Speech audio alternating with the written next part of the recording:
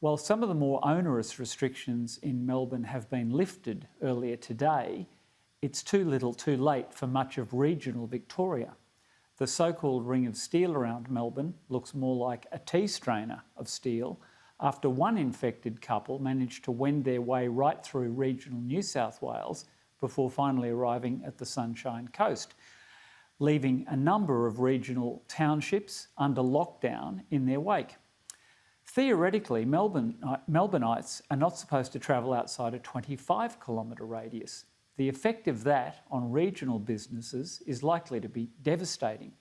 Many regional towns have not had a single infection, but businesses have been boarded up, never to open again. The economic cost, though, is merely the tip of a much larger iceberg. The mental health impact of confinement and ongoing uncertainty is simply incalculable. Not a single person died of COVID during the recent lockdown. Yet how many harmed themselves or might have needed urgent psychiatric support? We simply don't know. There's no data being made available from the so-called experts. Joining me to discuss the inordinate and unfair impact of this latest lockdown on regional Victoria is the Federal National Party member for Mallee, Dr. Anne Webster. And I might just add, Dr. Webster holds her doctorate in sociology and has worked as a social worker. So her opinions on mental health and the impacts of lockdown carry a little more weight than most MPs. Anne Webster, welcome to the McGregor angle. And firstly, I should ask, how are you managing? Your regional Victoria's getting belted with flood and a looming letdown rather than lockdown with the long weekend, and the anticipated visitors from Melbourne just won't be materialising this year. What's the feeling in your electorate? Look, I think that, thank you very much for having me, Catherine, first up. The general feeling, I think, is hoping this will all go away, that in a very short space of time we'll have solutions or processes in place which will mean less harmful outcomes, not only for businesses, as you rightly point out, but also for people's mental health. I am really concerned about that. As you say, we're not keeping data. Well, maybe someone is keeping data, but we're certainly not being given data on the number of suicides, on the number of family breakdowns. You know, the pandemic, yes, it's very serious, and nobody is underrating how serious it is. But there must be a tally eventually for how much harm is occurring in families, in people's lives, the social impact of this health pandemic. Well, and parliamentarians are often social workers of last resort. Is your phone running hot with people who are uncertain or in distress? What's the frontline impact that you're experiencing in your electorate? Look, it's a really good question. We've had a tremendous number of people contacting the office seeking help. This is, rinse and repeat from last year. We have people who are desperate for healthcare over in South Australia, which is one of our key specialist areas that supplies, for example, Mildura, who can't get across. I have, people who've applied for exemptions. They've had IVF, they're having a baby. Now, at this critical time, they're not allowed to go to their specialist in Adelaide. We've had a woman who has, her husband had a terrible accident in Queensland. He's a FIFO worker. She was not able to get to Queensland. He's in ICU and she wasn't allowed to go. My phones have been running hot both ways, me pleading with my colleagues to provide assistance to allow people to live their lives. On top of that, we have events that have taken place, should have taken place. Some have been cancelled. We've had so many agricultural shows, field days, tennis tournaments, which are Australian-wide, golf tournaments that have just been cancelled. We're in a region where there has been no COVID for 14 months.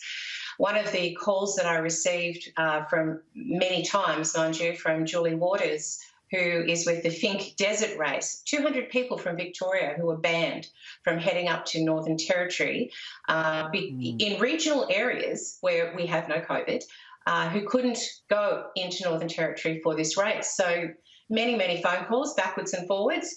Finally, they have allowed regional Victorians to head up there, but not before many had already cancelled their accommodation. You know, the flow-on effect for businesses in Northern Territory is serious. And coming shortly is the Hatter Desert Race, and I've had the coordinator call me in the last couple of days saying, please, can you give us some assurance that we can go ahead?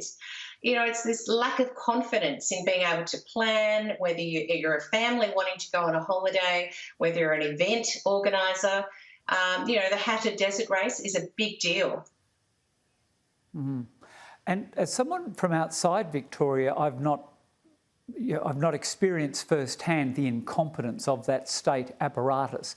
But you were telling me earlier that many regional businesses are being asked to be the law enforcement officers of last resort for this government, in that the so-called Ring of Steel is actually nonsense. People are able to travel to some degree with impunity, and yet businesses are being asked to get them to produce ID to prove their postcode or prove whether they're within the radius. And that's falling on small regional businesses that have already had to let staff go. Tell me about some of that impact, because I found that staggering, frankly, that kind of default setting is in place for small business owners hundreds of kilometres away from any last known infection.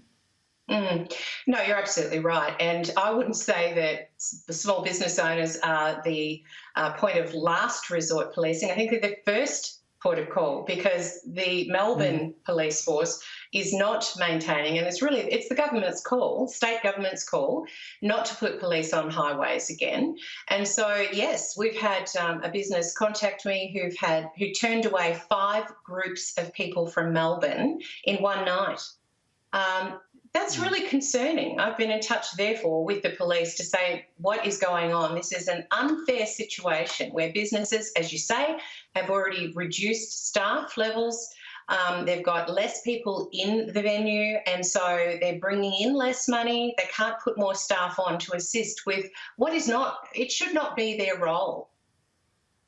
And as to the Hatter Desert Race, that's scheduled for 2 July. You wrote a very powerful opinion piece about that. What's your drop-dead date in terms of knowing that it can go ahead? Because it relies on volunteers and the proceeds go to charities. It's a wonderful cause.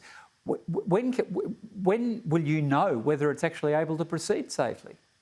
Well, it's $1 million question. The reality is that the event organisers plan and bite their nails down to the quick, I suspect, hoping that it will work. They have, in this year, they've spent 20,000 hours in volunteer time to coordinate for the event, and they've not given me any indication that they're planning on just pulling out in case.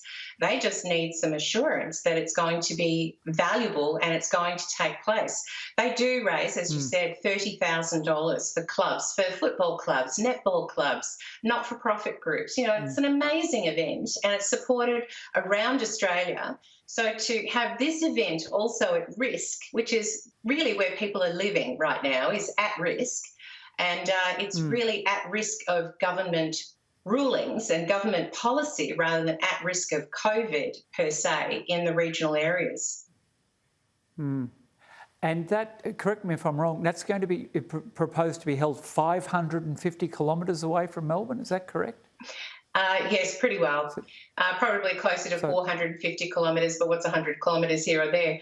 It's certainly a long way away from Melbourne, and these organisers just need to be supported. What I've called for from the get-go is that there would be measured, targeted and proportionate responses by the state government, but they just don't seem to be able to trust their own tracing mechanisms to get testing adequately sorted before there's a crisis. It's always crisis-driven as opposed to ensuring that these processes can be relied on. And as recently as this week, we've seen controversy yet again over poor disposal of polluted equipment in hotel quarantine. And this QR code issue is a real issue in Victoria, I gather. Virginia Trioli, who's certainly no friend of the Morrison government, wrote a powerful piece on an ABC website. That's firmly within the state's province, and they've dropped the ball on it badly, haven't they?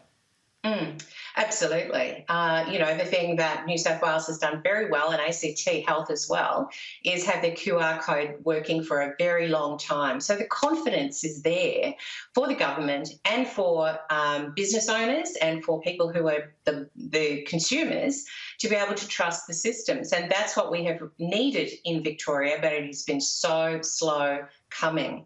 It's, and the problem, people say to me, oh, well, it's Morrison's fault that we haven't got a quarantine system, a separate independent quarantine system up and going. The fact is that the states took on board right from early days last year that quarantine would be their management. They have the police force, they have the nurses, and even if the Commonwealth right now goes ahead and builds these Commonwealth facilities, they're still going to be run by the Victorian government in Victoria. Is that going to be adequate?